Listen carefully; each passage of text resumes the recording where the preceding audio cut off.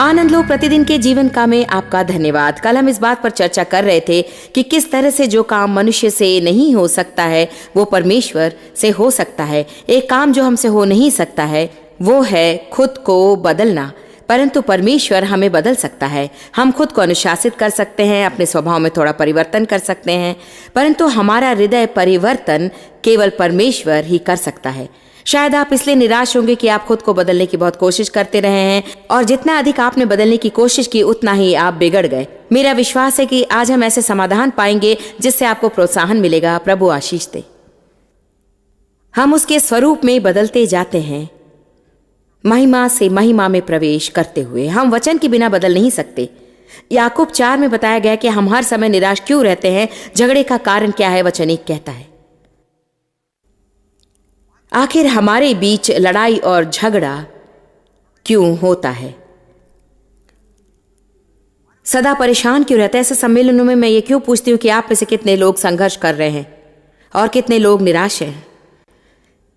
कितनों को लगता है कि आप हर समय उलझन में पड़े हुए हैं। आप इसे किसी भी सभा में, किसी भी शहर में कहीं भी पूछ सकते हैं। टेलीविजन पर इसे देखने वालों में कई लोग घर बैठे सोचेंगे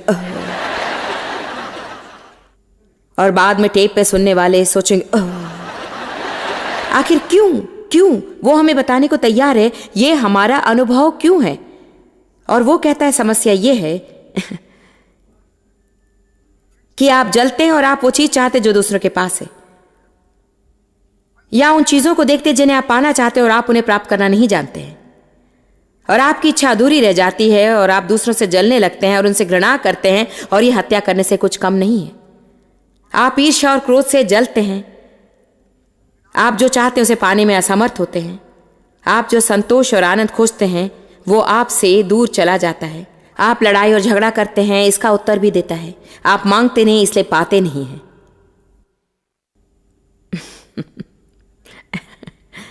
क्या आप जानते हैं कि हम कितनी चीजों से संघर्ष करते हैं? मैं आपसे बिल्कुल सच कह रही हूं ये कि हम उनके लिए कभी प्रार्थना भी नहीं करते।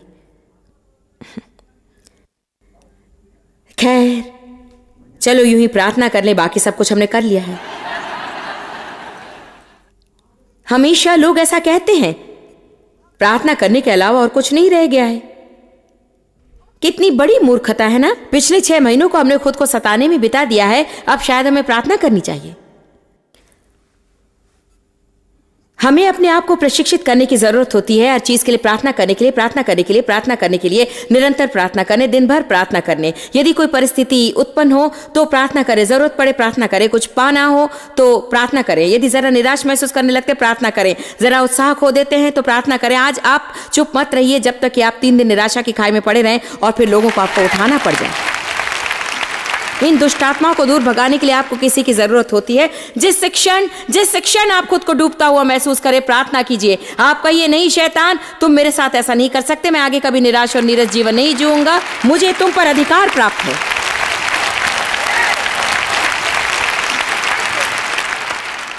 यदि आप जानते कि आप मुंह बंद नहीं रख सकते और आपको ऐसे लोगों के साथ रहना है जिनके बारे में आप जानते कि वे आपको बेकार की बातों में खींचेंगे, खास तौर से यदि आपने ऐसे लोगों के साथ रहना पड़े जो आपकी बातों से आपको फंसाने की कोशिश करते हैं, तो जाने से पहले प्रार्थना कीजिए, हे प्रभु तू जानता है मैं कहां जा रहा हूं, मुझे तेरी मदद चाहिए, मेरी मदद कर प्रभु, मैं अपने मुंह को बिल्कुल बंद रख सकूं। प्रार्थना करें, प्रार्थना करें, प्रार्थना करें, प्रार्थना करें, प्रार्थना करें। यदि हमें कुछ सीखने के लिए है तो वो यह है कि हमें क्या करना चाहिए और क्या नहीं करना चाहिए। हमें वही करना चाहिए जो प्रभु हमसे चाहता है और फिर हमें हाथ बांधकर दूसरी चीजों से दूर रहना चाहिए। यदि मैंने किसी को ठेस पहुंचाई हो तो मैं माफी मांग सकती हूं, इसलिए मुझे माफी मांगनी चाहिए। मैं समय पर उठकर काम के लिए जा सकती हूं, मुझे ऐसा ही करना चाहिए। परंतु मैं बिना गलती के खुद को सिद्ध नहीं बना सकती, इसलिए मुझे ये काम प्रभु पर छोड़ देना चाहिए। मैं अपनी मनमर्जी से दूसरों से काम नहीं करा सकती, इसलिए मुझे वो काम परमेश्वर पर छोड़ देना चाहिए। मैं बारिश के दिन सूर्य को उगने तो नहीं दे सकती, इसलिए मुझे ये प्रभु पर छोड़ देना चाहिए। ये सीखे कि बिना चिंता किए अपने उत्तरदायित्वों को कैसे पूरा करें। जो कर सकते हैं और जो करना चाहिए सिर्फ उसी को करके बाकी की चिंता नहीं करें। मेरा विश्वास है कि जो कुछ हम कर सकते हैं यदि हम करें तो परमेश्वर बाकी सब देख लेगा, परंतु हमें जानना जरूरी है कि परमेश्वर का काम क्या है और हमारा क्या है। हमारा काम तो अधिकतर यही है, विश्वास करना, प्रभु पर भरोसा रखना और अपने मुंह से परमेश्वर का वचन कहना। हर बार मैं वचन को मुंह से कहने के बारे में बोलती रहती हूँ और इसके बारे में मैं और भी कहूंगी, क्योंकि मैं आपको बता दूं, बाइबल कहती है कि यीशु के मुंह से दोधारी तलवार निकली। आपको वचन कहना जरूरी है। जिसके पास मेरा वचन है वो उसे विश्वास के साथ कहे। आपको अपना मुंह खोलकर शैतान को उल्टा जवाब देना चाहिए, और जब शैतान आपसे कहता है कि आप बुरे हैं, तब कहिए तू झूठा है, मसीह में मैं परमेश्वर की धार्मिकता हूं। जब शैतान कहता है तेरा भविष्य अंधकारमय है, आप कहिए तू नासमझ है, तेरा ही कोई भविष्य नहीं है। क्या आप लोग इसे समझ रहे हैं? आपका उज्जवल भविष्य है, परंतु उसका नहीं। वो सनातन काल के जंजीरों से बंधा हुआ अग्नि सागर में पड़ा रहेगा, उसी का कोई भविष्य नहीं, और फिर भी वो सदा आपसे कहता है कि आपका कोई भविष्य नहीं। यदि आप अपना अभिषेक प्राप्त मुंह खोलकर जब तब शैतान को मुंह तोड़ जवाब देते रहेंगे, तो आपके जीवन में क्या कुछ होगा? वो आपसे चुप रहने को कहकर भाग जाएगा। आप वचनों को सीखते हैं इसलिए आप वचनों को कहिए। आप वचनों को सीखते हैं इसलिए वचनों को कहिए। वचन जानते हैं इसलिए वचन कहकर प्रार्थना कीजिए। आपका एक काम है, विश्वास करें, प्रार्थना करें, वचनों को कहें और प्रभु को कार्य करता देखें। यह मनुष्य से नहीं हो सकता, परमेश्वर से सब कुछ बिल्कुल मुमकिन है।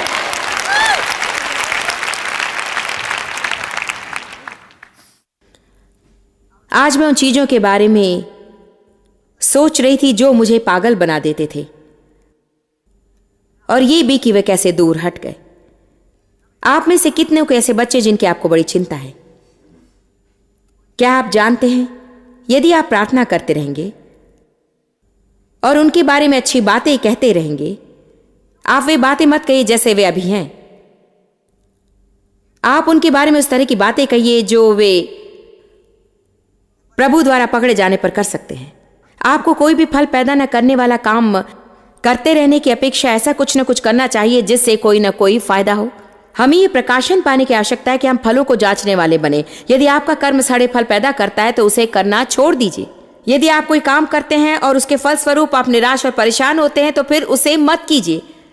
प्रभु से कहिए, मैंने उसे करना छोड़ दिया है, मैं वही करूंगी जो एक विश्वासी को करना चाहिए, और मैं तुझे काम करता हुआ देखने वाली हूं। आप अकेले रहते समय अपने घर में यहां वहां चलते हुए कहिए कि मेरे बच्चे परमेश्वर की सेवा करते हैं, वे पूरे मन से परमेश्वर पर प्रेम रखते हैं, वे प्रार्थना करते हैं, प्रभु को खोजते हैं। मेरे बच्चे नया जन्म प्राप्त आत्मा से भरपूर विश्वासी से ही शादी करेंगे, वे आत्मा से भरपूर आत्मिक बच्चों को पैदा करेंगे, वे मनन करते हैं, उन्हें प्रार्थना करना पसंद है। मैं अपने बच्चों के लिए विरासत छोड़ जाऊंगी, मेरे बच्चे मुझ पर गर्व करेंगे। मेरे सभी बच्चे किसी न किसी ढंग, रूप या तरीके से परमेश्वर द्वारा प्रयोग किए जाएंगे। मेरे जीवन में एक दिन भी ऐसा नहीं, मुझे नहीं लगता कि मेरे जीवन में एक दिन भी ऐसा है जब मैंने अपने मुंह से यह न कहा हो। मेरे सभी बच्चे उनके जीवन में परमेश्वर के बुलावे को अवश्य पूरा करेंगे। चाहे कोई भी काम हो, परमेश्वर ने उन्हें जो भी काम सौंपा है वे उसे अवश्य ही पूरा करेंगे। मैं वही बता रही हूं जो मैं करती हूं, और मैंने इसे अपने जीवन में सफल होता देखा है। परमेश्वर का वचन प्रभावशाली है। जब भी आप वचन कहते हैं उसमें एक अंतर्निहित शक्ति रहती है, और जब आप उसे पूरे विश्वास के साथ कहते हैं, वो शैतान को फिर से उस बिल के अंदर भगा देता है जिससे वो बाहर निकला। यदि पृथ्वी पर कोई दो एक मत होवे, आप शैतान के साथ एक मत हो सकते हैं या फिर पवित्र आत्मा के साथ। आमीन। पवित्र आत्मा इस पृथ्वी पर है, शैतान भी इस पृथ्वी पर है। हां, ये दो लोगों का आपस में एक मत होने के बारे में कहा गया है, परंतु हम विषय से हटकर कुछ नहीं कह रहे। क्या आप जानते हैं कि हम कितनी बार शैतान से एक मत होते हैं? शैतान कहता है, अरे जानते हो तुम्हारे बच्चे बुरी संगति में पड़कर नशा करेंगे, और आप कहते हैं, अरे मुझे बहुत डर लग रहा है कहीं मेरे बच्चे बुरी संगति में पड़कर नशा न करने लगे। क्या बुनियादी तौर पर लोग ऐसा नहीं करते? आपको कहना चाहिए, नहीं, मेरे बच्चे नशा नहीं करेंगे और न ही बुरी संगति से मिलेंगे, क्योंकि उन पर नजर रखने के लिए देवदूत है। मैं उनके लिए प्रार्थना करती हूं, और परमेश्वर सच्चा है, और उनके जीवन में जब तक वे जय ना पालें, मैं चुप नहीं रहूंगी। मैं लगातार प्रार्थना करती रहूंगी, करती रहूंगी, करती रहूंगी। मैं पुरानी बातों को याद करती हूं। सबसे पहले हमारी सेवकाई में हमारे टॉप लीडर में से एक जो 37 साल के हैं, पिछले हफ्ते उनके गले के पास खून जम गया था, जिसके कारण उनको दौरा पड़ा और उनकी हालत बहुत ही बिगड़ी हुई थी। और जानते हैं, आरंभ में उन्होंने बुनियादी तौर पर कहा कि वो नहीं बचने वाले। हमने लोगों से ये नहीं कहा कि वो नहीं बचने वाले हैं। हमने कहा परमेश्वर से सब कुछ हो सकता है और परमेश्वर का चंगाई देने वाला सामर्थ्य उनमें काम कर रहा है और हम उसमें स्थिर रहकर उससे सहमत होंगे। किसी भी नकारात्मक परिस्थिति के प्रति सकारात्मक बने रहना गलत बात नहीं है। आप सकारात्मक रहकर कभी भी खुद को ठेस नहीं पहुंचाएंगे कि आपको नहीं लगता कि आपको वास्तविकता से निपटना है। खैर, बातें कई होती है परंतु सच्चाई भी है। परमेश्वर का वचन सत्य है और सत्य तथ्य को हरा देता है। आमीन। मैं अच्छी तरह से जानती हूँ कि सभी मनुष्य चंगाई नहीं पाते और मैं अच्छी तरह जानती हूँ कि कभी कभी हम ऐसे बहुत कुछ करते हैं फिर भी उस व्यक्ति को चंगाई नहीं मिलती। पर हम जिनके बारे में कुछ नहीं जानते उन सारी बातों का जवाब देने का प्रयत्न करने की जरूरत नहीं। हमें करना यही है कि हम जो करना जानते हैं उसे करें और उसे करते रहें और करते रहें और करते रहें। अपना काम करें और बाकी जिम्मेदारी प्रभु पर छोड़ दें। आमीन। इसलिए हमने सिर्फ प्रार्थना की और सकारात्मक बातें ही करते रहे। कल हम उस अस्पताल में गए और उनकी पत्नी ने कहा, आज सवेरे डॉक्टर ने कहा वो सोचते हैं कि वे पूर्ण रूप से स्वस्थ हो जाएंगे। 1 वर्ष भी लग सकता है परंतु वे अवश्य स्वस्थ होंगे। परमेश्वर से सब कुछ हो सकता है।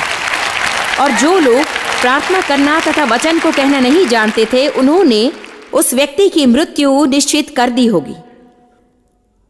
हर बार जब कभी कुछ बिगड़ जाता है, मैं लोगों को दोष नहीं दे रही, परंतु मैं कहती हूं कि हमें यह समझना जरूरी है कि परमेश्वर नकारात्मक नहीं है।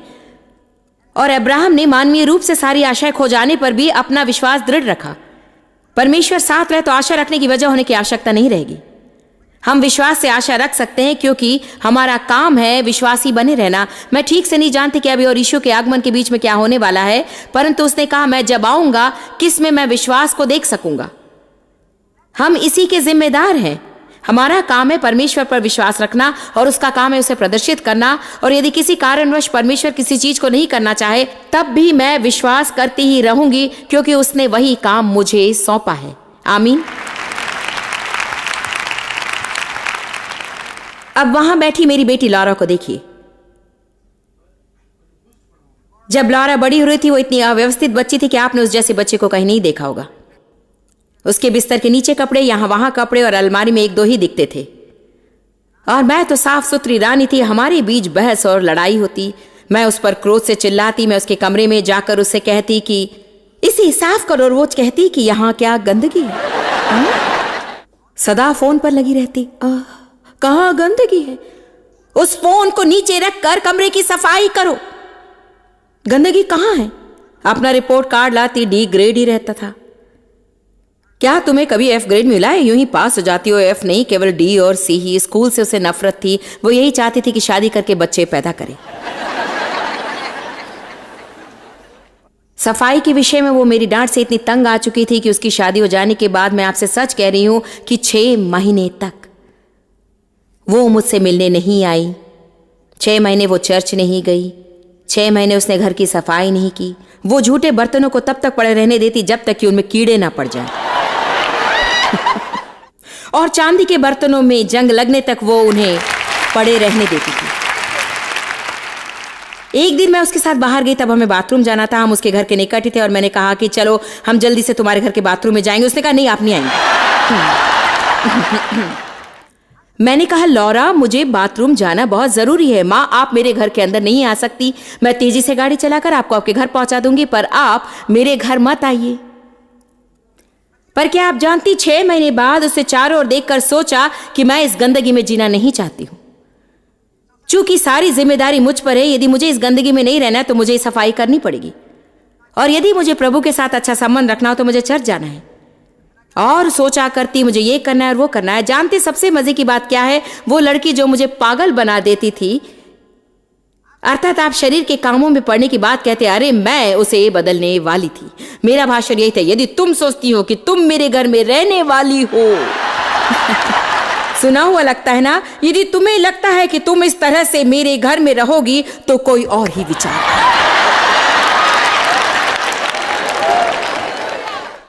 उसके बाद मैं डेव के पास जाकर कहती, डेव, उसे कुछ तो करने को कहिए, उससे कुछ तो करवाइए।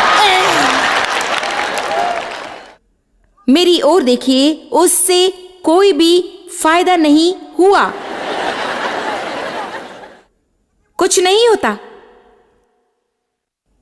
मेरी चीख चिल्लाहट को सुनकर वो अपने कमरे की सफाई करेगी और 2 हफ्ते बाद फिर से वही हाल होगा। यहाँ एक समस्या है, कोई भी किसी दूसरे के अंदर घुसकर उनके हृदय को बदल नहीं सकता। हम नियम बना सकते हैं और उन्हें उनका पालन करने पर मजबूर कर सकते हैं, परंतु जानते हैं मैंने क्या नहीं किया? मैंने उसके बदलने के लिए प्रार्थना नहीं की। मैंने कभी प्रार्थना नहीं की, मैंने उसे बदलने का प्रयत्न किया। क्या आप लोग सभी होश में हैं? मैंने उसके परिवर्तन के लिए प्रार्थना नहीं की,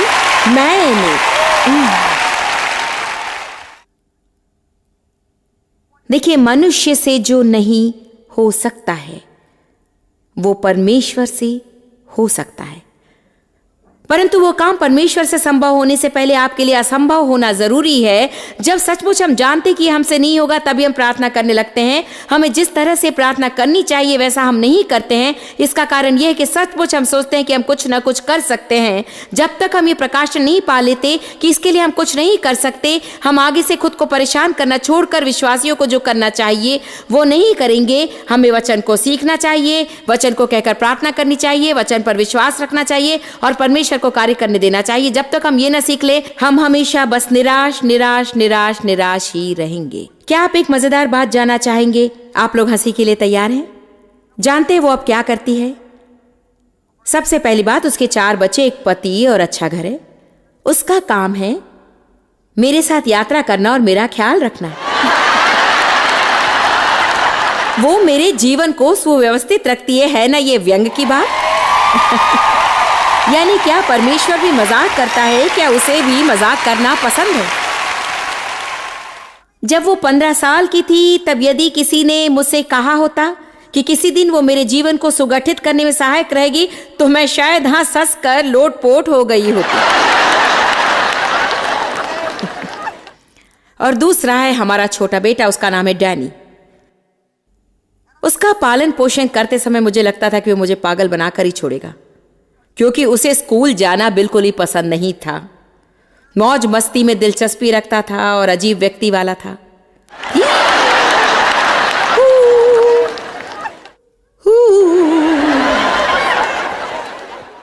हम कहाँ जाएंगे? हम क्या खाएंगे? आज खाने में क्या है? सब कुछ ऐसा था बस। मैं उसे सजा देकर कोने में खड़ा कर देती थी और थोड़ी देर में वो वहां रखे गुलदस्ते से खेलने लग जाता था। मैं उससे पिछवाड़े पर झाड़ू लगवाती तो वो झाड़ू हाथ में लिए नाचने लगता था। मैं चाहती थी कि वो काम करे। क्या आप समझ रहे? मैं उससे काम करवाना चाहती थी। चाहती थी कि वो हंसी मजाक छोड़ स्कूल जाए और अच्छे अंक प्राप्त करे। खैर, वो इस हाई स्कूल में पढ़ता था और वहां पर कुछ सख्त नियम कानून थे और अधिक समय तक इसका प्रभाव उस पर नहीं रहा, क्योंकि हर दिन शाम को वो ग्रीन मार्क और ब्लू मार्क की लंबी चेक मार्क सूची लिए घर आता और उसे स्कूल जाए बिना रहने में सचमुच मजा आता था।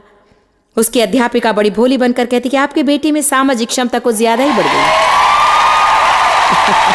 मुझ जैसे चर्च के पासवान से कोई शिकायत करने का एक बढ़िया तरीका था, वो कभी मुंह बंद नहीं रख सकता है।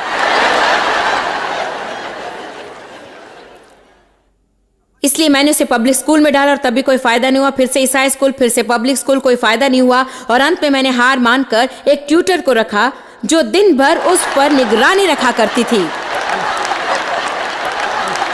और अंततः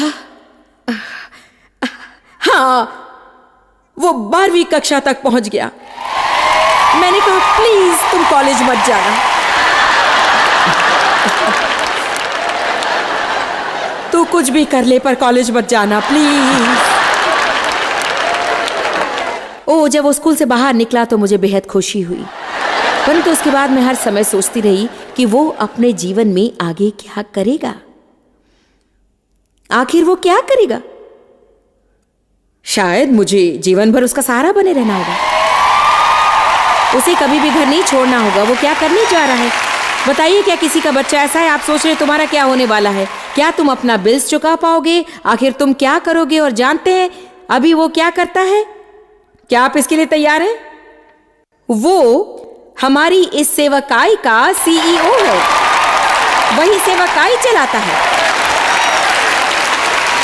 हर दिन मुझे बताता है कि मुझे क्या करना है। मैं जब बाहर जाती हूँ वो मेरा कार्यक्रम बनाता है, पहला, दूसरा, तीसरा, चौथा, पांचवा, ऐसा कीजिए, वैसा कीजिए, ये कीजिए, वो कीजिए। और वो इतना बढ़िया काम कर रहा है। मनुष्य से जो नहीं हो सकता वो परमेश्वर से हो सकता है। आमीन। सुनिए प्रियो, आपके बच्चों का एक बढ़िया भविष्य है। आपके विवाह के लिए एक आशा है।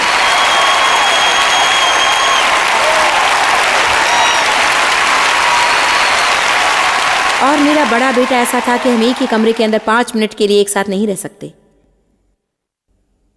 न जाने ऐसी क्या बुराई थी, और कई वर्ष बाद अंत में मैं जान गई कि वो मेरी तरह था, इसलिए मुझे वो पसंद नहीं था। अब ये मत कहिए कि आप अपने सभी बच्चों को चाहते हैं। आप उन पर प्रेम रखते होंगे, परंतु इसके ये अर्थ नहीं कि आप उन्हें चाहते हैं। Come on.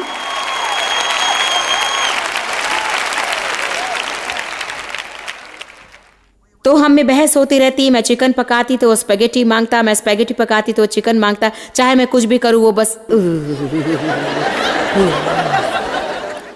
आज वो हमारे संपूर्ण वर्ल्ड मिशन का तथा हमारे 8 विदेशी दफ्तरों का मुख्य प्रबंधक है। संसार भर के हमारे कार्यक्रम का वही जिम्मेदार है, और परमेश्वर प्रभावशाली रीति से उसका प्रयोग कर रहा है। और मैं तो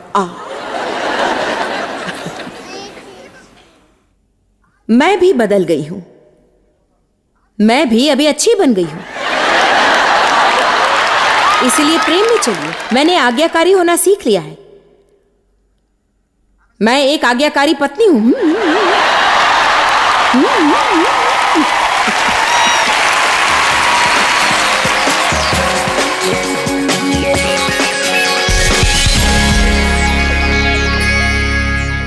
हमारे जीवन में परमेश्वर कार्य करने के लिए प्रार्थना ही द्वार खोल सकती है। इसलिए अभी मैं आपके लिए प्रार्थना करने जा रही हूं और चाहती हूं कि आप मेरे साथ एकमत होवें। पिता, हम तेरे अनुग्रह के सिंहासन के निकट आते हैं और मैं हमारे सभी दर्शकों के लिए प्रार्थना करती हूँ। मैं नहीं जानती कि उनके जीवन में क्या हो रहा है प्रभु, पर तू जानता है। हमारे बारे में ऐसी कोई भी बात नहीं जो तू नहीं जानता, और मैं मानती हूँ कि हमारी सफलता के लिए तूने सारी तैयारी कर ली। मैं इस वक्त हर एक दर्शक के लिए प्रार्थना करती हूँ कि वे अपनी हर प्रकार की परिस्थिति में उस शांति को पाए जो समझ से बाहर हो, और उस खुशी को जो अवर्णनीय हो। प्रभु, हमें सिखा कि प्रतीक्षा कैसे करें। प्रतीक्षा करते समय हमें निराश ना होने दें। हम आशा के साथ इंतजार कर सकते हैं कि तू अवश्य हमारे जीवन में आज एक महान कार्य करेगा। मैं तुझे धन्यवाद देती हूँ प्रभु कि तूने हर एक को शांति दी है। यीशु के नाम में आमीन। प्रभु आपको आशीष दे और हम दोबारा आपसे फिर मिलें।